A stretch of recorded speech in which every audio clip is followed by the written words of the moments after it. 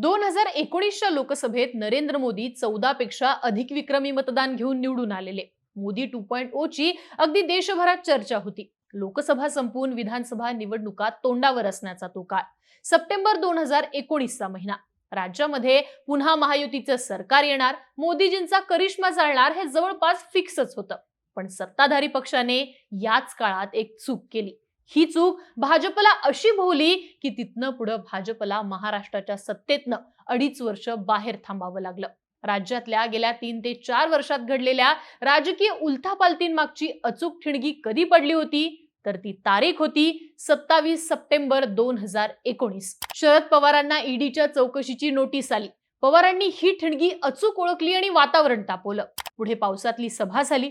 लढणारा योद्धा असा शरद पवारांचा उल्लेख झाला आणि संपणार संपणार असं म्हटलं जात असताना शरद पवारांनी तब्बल 54 आमदार निवडून आणले. 14 साली राष्ट्रवादीचे 41 आमदार निवडून आलेले, तर काँग्रेसचे 42. पण याही पेक्षा 2019 साली परिस्थिती अत्यंत प्रतिकूल झाली होती. देवेंद्र फडणवीसांपासून अनेक नेते राष्ट्रवादी काँग्रेस आणि काँग्रेस दोन्ही मिळून जास्तीत जास्त 40 जागांवरती मर्यादित होतील असे दावे करत होते. पवारांचं राजकारण संपल्याचं सांगण्यात येत होतं. पण पवारांनी तेव्हा ईडीच्या निमित्ताने आलेली संधी हेरली आणि राजकारणच फिरवलं. शरद पवार आताही तेच करू पाहतायत. काल ते निवडणूक आयोगासमोरच्या सुनावणीसाठी जातीने उपस्थित होते. सुनावणीनंतर शरद पवार बाहेर आले तेव्हा त्यांच्यासोबत पवार गटाचे वकील अभिषेक मनु सिंघवी होते. अभिषेक मनु सिंघवी तेव्हा माध्यमांसोबत बोलत होते. तेव्हा सिंघवी म्हणाले, आज अगर एनसीपी कोई है, एनसीपी जो बनी, एनसीपी की योजना की, एनसीपी की रचना की, एनसीपी को बढ़ाया, एनसीपी का चेहरा वो मेरे साथ खड़ा है. थोडक्यात कालच्या सुनावणीमध्ये काय दावे प्रतिदावे झाले ही नंतरची गोष्ट. पण जातीने हजर राहून शरद पवारांनी परसेप्शनचं राजकारण आपल्याच ताब्यात असल्याचं सिद्ध करून दाखवलंय. शरद पवारांवर संपल्याची टीका होत असताना 19 साली पवारांनी कसे डाव टाकले हा इतिहास आपल्याला माहितीच आहे. पण शरद पवार आता पुन्हा तीच ठिणगी कशी पेटवू लागलेत? पवारांनी निवडणूक आयोगाच्या सुनावणीला उपस्थित राहून नेमकं काय साध्य केलंय आणि कसं केलंय पाहूयात या व्हिडिओच्या माध्यमातून. नमस्कार, मी आरती आणि तुम्ही पाहताय बोल भिडू. शरद पवारांनी निवडणूक आयोगासमोर जातीने उपस्थित राहून साध्य केलेली पहिली गोष्ट म्हणजे अजित पवारांसोबत संघर्ष सप्रमाण दाखवून दिला आणि संशयाला मूठ माती दिली. दोन्ही गट एकच आहेत या परसेप्शनचा फायदा खऱ्या अर्थाने अजित पवार गटालाच होत होता. शिंदे आणि ठाकरेंच्या संघर्षात ज्याप्रमाणे अगदी टोकाचे मतभेद झाले तसे अजित पवार आणि शरद पवार यांच्यात झालेच नव्हते. या उलट अजित पवार गट हा शरद पवारांना वारंवार भेटत होता. आमचे विठ्ठल ते असं सांगत होता. पहिल्या सभेतले अपवाद सोडले तर त्यानंतर शरद पवारांवर भुजबळ सोडून कोणत्याही नेत्याने टीका केलेली नाहीये. शरद पवार गटाकडून सुद्धा अजित पवार गटावर कायदेशीर कारवाई करण्याबाबत विलंबच होत राहिला. या सगळ्या घडामोडींमुळे या बंडामागे कुठेतरी शरद पवारच आहेत असं मत तयार होत होतं. शरद पवारांच्या या भूमिकामुळे भाजप विरोधातली मतं मिळवणं पवारांना कठीण ठरणार होतं. दुसरीकडे अजित पवार गट मात्र राष्ट्रवादीच्या पारंपरिक मतांवरचा होल्ड याच संशयाचं वातावरण निर्माण करून मिळवण्याचा प्रयत्न करत होता. पण कालच्या सुनावणीत मात्र शरद पवार उपस्थित राहिल्याने शरद पवार अजित पवार ही नुरा कुस्ती नसल्याचं शरद पवारांनी सप्रमाण दाखवून दिलं. निवडणूक आयोगासमोर पवार स्वतः उपस्थित राहिल्यामुळे शरद पवार आता आपल्या भूमिकेपासून मागे हटणार नाहीत हे अगदी सिद्धच झालंय. शिवाय अजित पवारांसह इतर नेत्यांच्या परतीचे दोर देखील कापले गेलेत हे देखील त्या ठिकाणी सिद्ध झालं. बंडाबाबतचा हा संशय दूर करणं शरद पवारांसाठी अत्यंत महत्वाचं होतं. त्यामुळे इंडिया आघाडीमध्ये पवारांबाबत असणाऱ्या संशयाचं धुकं दूर सारणं सुद्धा पवारांना महत्वाचं ठरताना दिसून येऊ शकतं. या सगळ्यामुळे राहुल गांधी आणि खरगे यांची भेट घेत पवारांनी त्यानंतर निवडणूक आयोगात उपस्थित राहून आपण अजित पवारांसोबत नाही आहोत हे सप्रमाण दाखवून दिलं. पवारांनी आयोगासमोर जातीने उपस्थित राहून साध्य केलेली दुसरी गोष्ट म्हणजे 83 वर्षाचा योद्धा हे परसेप्शन बिल्ड केलं. शरद पवार पुन्हा 2019 ची रणनीती आखताना दिसतायत. ही रणनीती नेमकी कशी काम करते ते साधं मनसेचं उदाहरण पाहूयात. राज ठाकरेंनी 2019च्या प्रचारात एकटा पडलाय राजा, तुमच्या राजाला साथ द्या असं प्रचार गीत ठेवलं होतं.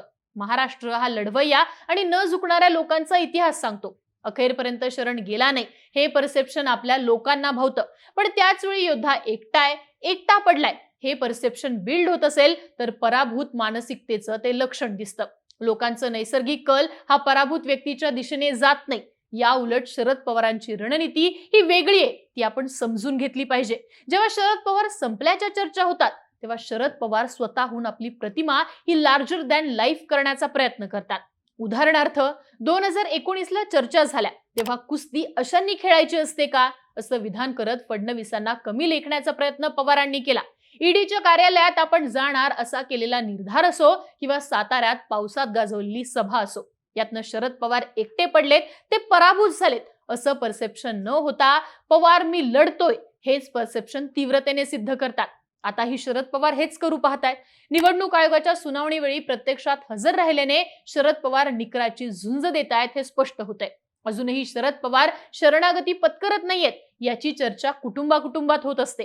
महाराष्ट्राच्या ग्रामीण राजकारणाचा पोत सांगायचा तर या चर्चा माणूस लय कडवय या पद्धतीनं होत असतात आणि कडव्या आणि लढणाऱ्या माणसाला साथ देण्याची नैसर्गिक वृत्ती शरद पवार आपल्या बाजूने खिचून घेतात. कालच्या सुनावणीवेळी जातीने उपस्थित राहून शरद पवारांनी हेच आपण पराभूत योद्धा नसल्याचं परसेप्शन बिल्ड केलंय, जे पवारांना आगामी निवडणुकीत अत्यंत महत्वाचं ठरणार आहे. शरद पवारांनी इलेक्शन कमिशन समोर उपस्थित राहून साध्य केलेली तिसरी गोष्ट म्हणजे अजित पवारांबाबतची सहानुभूती मोडून काढणं. अजित पवारांना डावललं गेलं, कोणाच्या पोटी जन्मलं नाही ही आमची चूक होती का असं प्रश्न विचारणाऱ्या अजित पवारांनी आपल्याला डावललं गेल्याचं परसेप्शन बिल्ड करण्याचा प्रयत्न केला. संधी असताना सुद्धा शरद पवारांनी अजित पवारांना मुख्यमंत्री केलं नाही. संधी असूनही शरद पवारांनी अजित पवारांना कार्याध्यक्ष केलं नाही. हे परसेप्शन राष्ट्रवादीच्या कार्यकर्त्यांना आणि मतदारांना अजित पवारांकडे खेचून घेण्यासाठी महत्वाचं ठरत होतं. मात्र अजित पवारांच्या नैतिकतेवरतीच प्रश्नचिन्ह उपस्थित करण्याची खेळी शरद पवारांनी केली आहे. नेमकी कशी तर काल अजित पवार गटाकडून शरद पवारांचीच निवड कशी चुकीची आहे असा मुद्दा मांडण्यात आला. सर्वसामान्य कार्यकर्त्यांना आणि मतदारांना शरद पवारांच्या समोरच शरद पवारांचे अध्यक्ष म्हणून झालेली निवड चुकीची असल्याचं अजित पवार गट म्हणतोय हे रुचत नाही किंवा पटत नाही. शरद पवार त्या ठिकाणी उपस्थित नसते तर अजित पवार गटाच्या आर्ग्युमेंटला विरोधाला किंवा नैतिकता मिळू शकली असती.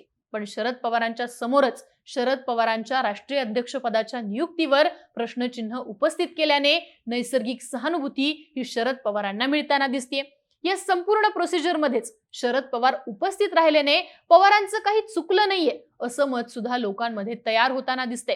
या उलट या सुनावणीला अजित पवार उपस्थित नसल्याने, त्यांच्या गटाचे नेते उपस्थित नसल्याने अजित पवारांची चूक आहे म्हणून ते समोर येत नाहीत असं मत सर्वसामान्यांमध्ये तयार होताना दिसते.